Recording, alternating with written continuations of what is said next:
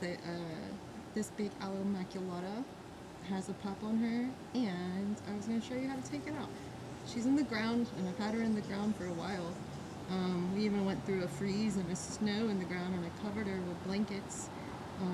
She just finished flowering. It's got this really crazy cool bend to it, and I'll cut that once it dries a little bit more, and I'm going to use it in some kind of fun arrangement. I think it's kind of like antlers but in plant form.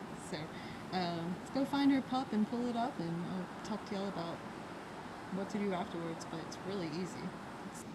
Okay, starting with this little pup, and I'm just gonna, rained recently, so it shouldn't be too hard to get out of the ground. Just gonna dig under. Luckily there's some big rocks kind of around the roots. Just get those out of the way. And I'm going to reach down as low as I can.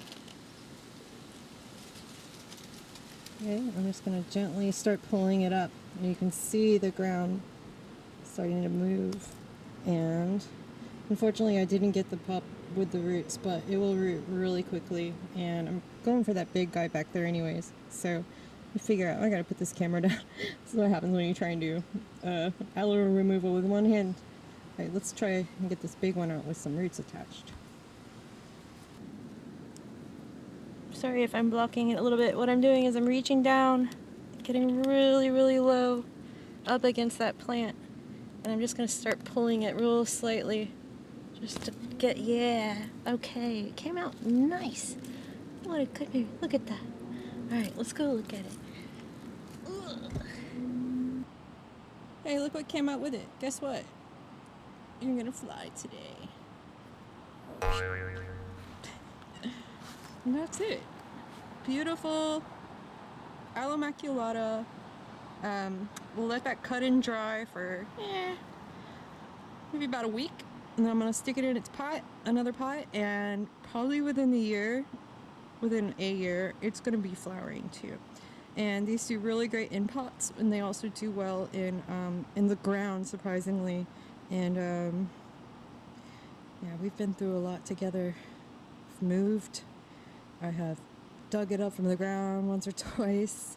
Had to repot it several times, but then, you know, eventually it just turns into this big, massive plant. She's probably about 4 feet across, and it blooms basically every time we get a new row of leaves come up.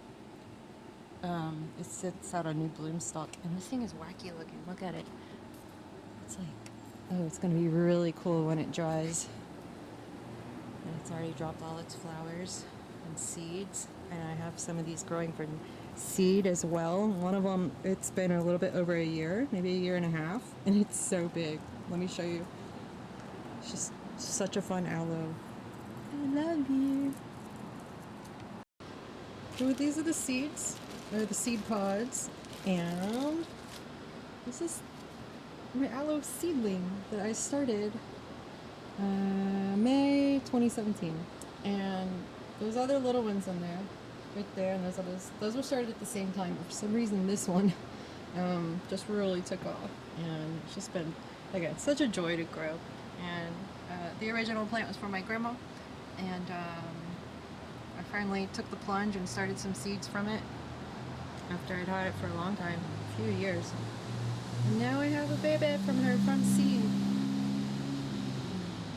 I'm not really doing much with these right now, but these are some of the branches that I've dried and saved from before. So you can see they're really big, and they're really pretty if you like tie them together like antlers and then just hang them on a hook somewhere. I might have a picture I can show you. Fun stuff. Some birds. They're not real.